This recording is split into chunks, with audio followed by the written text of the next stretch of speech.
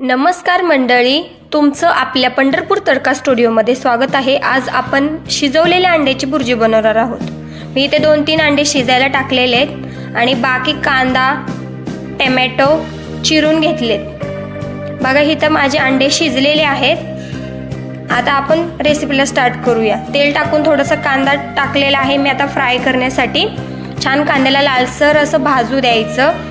आता त्याच्यामध्ये आपण काय करायचे, एक एक मसाले ॲड करायचे। मी धना पावडर ॲड केलेली आहे। नंतर मी थोडंसं आता ह्याच्यामध्ये काळे तिखट टाकते।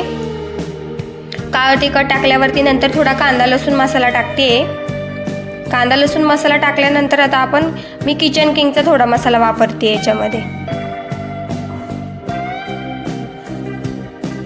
बघा आता ह्याच्यामध्ये मी थोडासा ठेचा बनवून ठेवलेला होता, तो ठेचा त्याच्यामध्ये टाकते जेणेकरून एकदम झणझणीत चमचमीत लागावं।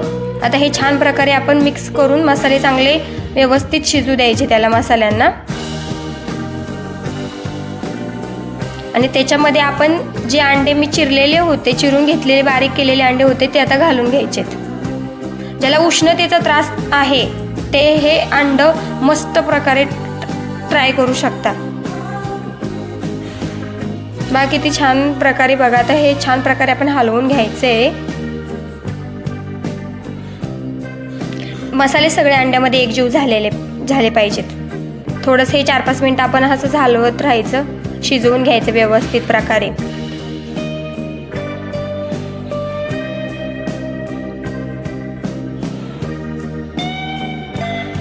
बाकी ती छान प्रकारे छान दिसते भुर्जी, किती छान प्रकारे रेडी होतीये।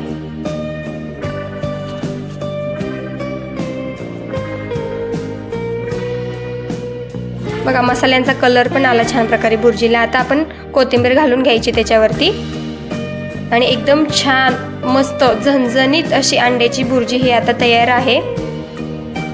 बाकी ती छान दिसतेय। ही रेसिपी तुम्हाला आवडली असेल तर पंढरपूर तडका स्टुडिओला नक्की लाईक शेअर सबस्क्राईब करा। बघा किती सुंदर भुर्जी तयार झालेली आहे।